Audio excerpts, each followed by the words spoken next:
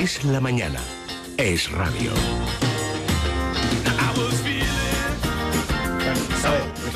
Bueno, tenemos, no es la primera vez que efectivamente, está con de hecho es casi prácticamente el ginecólogo de cabecera de la mañana claro, de Federico. Claro, yo si tuviera que tener un par de gemelos, yo te pondrías en manos de... Jackie, a ver, diría, doctor Calleja, por favor, atiéndame. Bueno, mejor bienvenido. Dicho, monitoréeme. Monitoríceme, ¿no? Monitoríceme, pero es que me gusta lo de...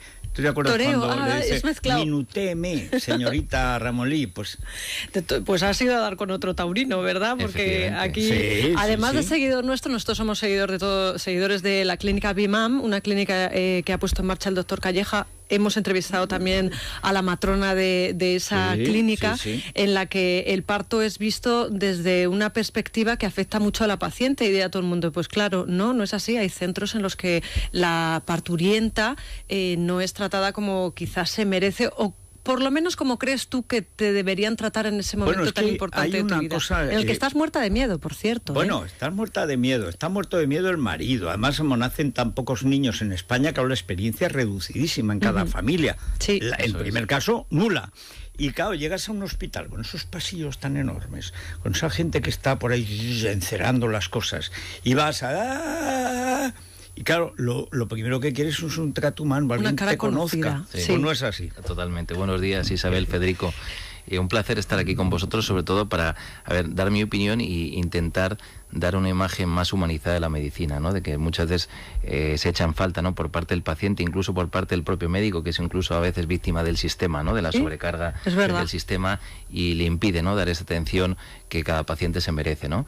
Entonces, básicamente con el tema del parto ocurre lo mismo, ¿no? La mujer, como bien dices, Federico, la media de hijos en nuestro país no llega a 2 por familia. No llega ya, me parece, ni a 1,5. Casi, efectivamente. Estamos, creo que en 1,4, con una cosa así, que es terrible. Y al final, el nacimiento de un hijo es un acontecimiento que muchas veces no se repite en muchas familias, ¿no? Con lo cual, es una situación frágil para una mujer joven y sana.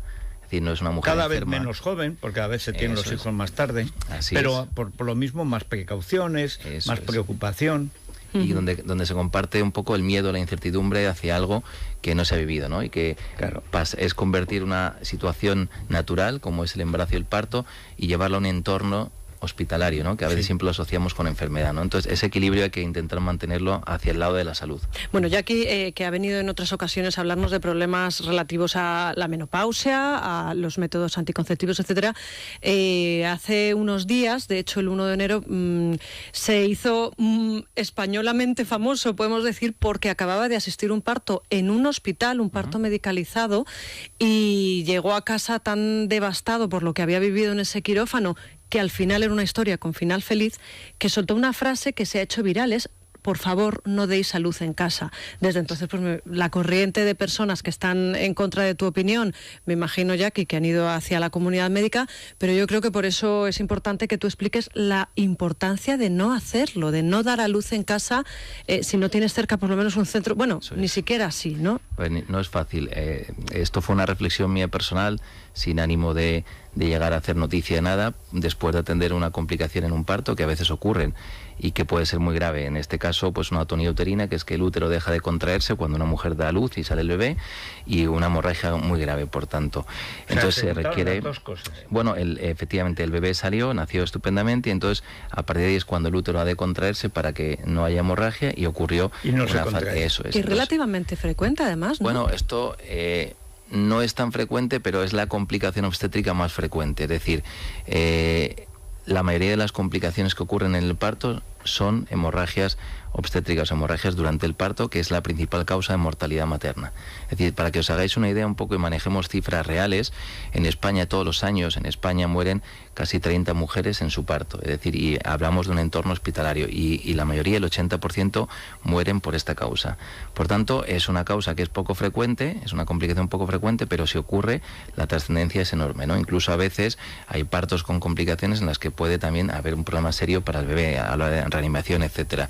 Y lo que ocurrió fue esto, y entonces, fruto de la labor de un equipo, porque no es mi trabajo solamente, sino es el trabajo de enfermeras, auxiliares, el celador que es el banco de sangre corriendo a por las bolsas de sangre, intensivista, anestesista, matrona, es decir, hay un gran equipo de gente cuya única evidentemente finalidad... la escalera no puede, o sea, los vecinos no pueden ponerte ni intensivista, ni anestesista, ni ir a por la sangre, Eso tal, es. te quedas y te quedas. Y eso es lo que ocurrió. Entonces, fue una situación dramática en el sentido de que ves a una mujer joven que acaba de tener un acontecimiento feliz en su vida, como es el nacimiento de su hijo, y que las cosas se complican en cuestión de minutos. Es decir, minutos que hacen incluso que a veces el traslado a un centro sanitario no sea ni siquiera lo suficientemente ágil como para asegurar la supervivencia de la madre o del hijo. Hay que intervenir allí. Claro, entonces se compara un poco la corriente que hay en otros países donde se preconiza un poco el parto en domicilio a esa mujer que se llama de bajo riesgo,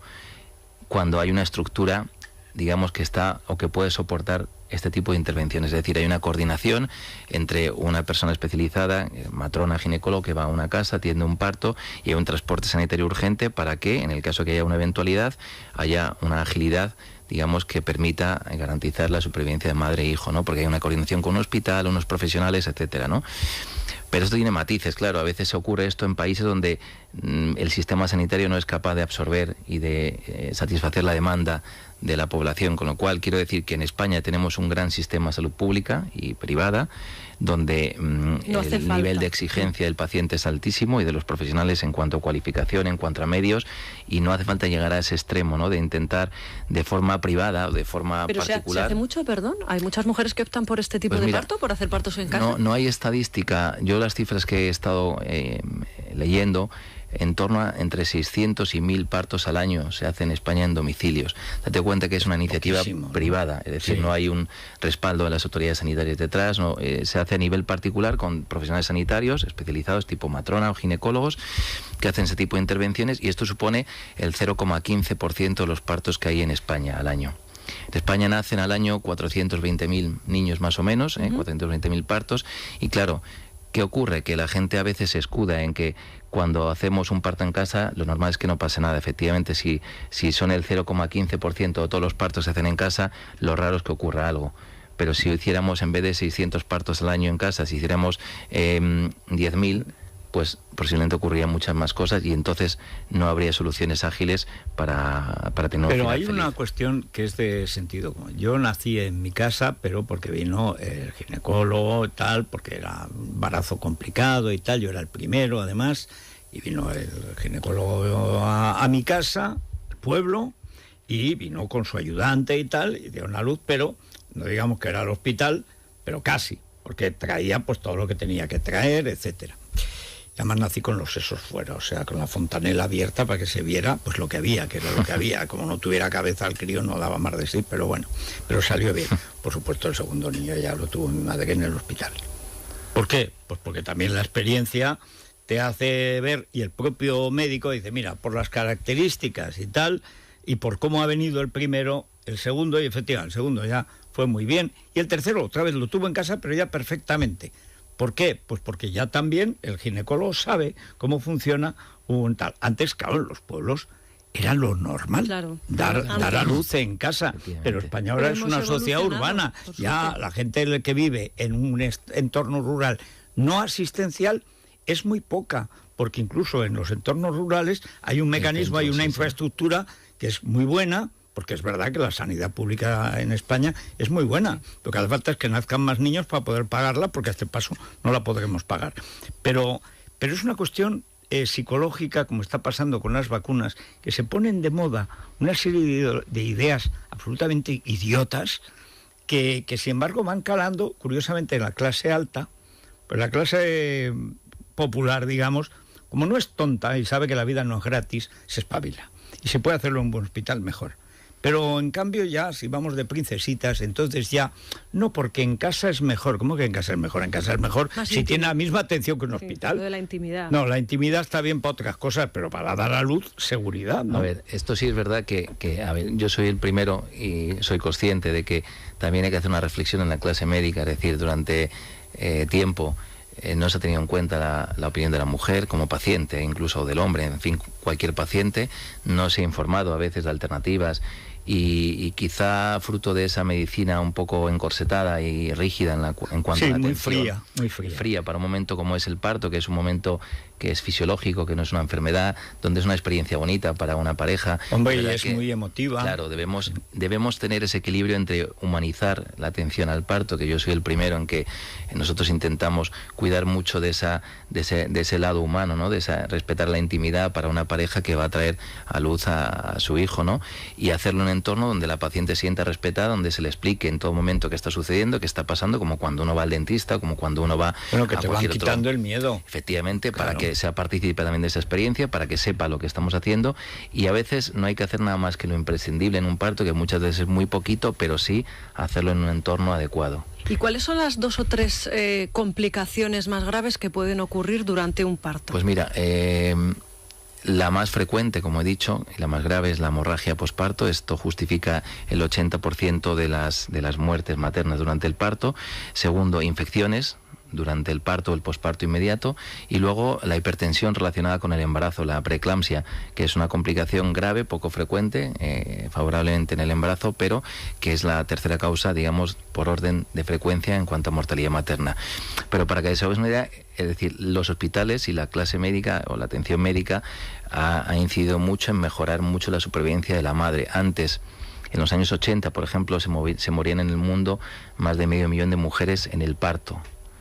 Hoy día la tasa de mortalidad a nivel mundial, estimada por la OMS, que es un organismo independiente, donde se tiene en cuenta países desarrollados y países en vías de desarrollo, ha bajado a 330.000 mujeres. Es decir, ha bajado mucho, aún sigue siendo alta, lógicamente por países donde no hay una atención especializada, en estos países en vías de desarrollo, pero por ejemplo en Europa la mortalidad materna, igual que la mortalidad infantil, ha bajado muchísimo. En España está en torno a 6 mujeres por cada 100.000 recién nacidos vivos. Está muy por debajo de Reino Unido, que esta cifra está en 12 mujeres, muy por debajo de Estados Unidos, que están 21 mujeres por 100.000 recién nacidos, y tenemos unas cifras de supervivencia tanto materna como infantil tremendamente óptimas, y esto es un marcador de calidad asistencial, sí, y de modernidad. No, y de país, que hay que confiar en los médicos, y también, en cierto modo, yo creo que es una cuestión generacional, ¿no?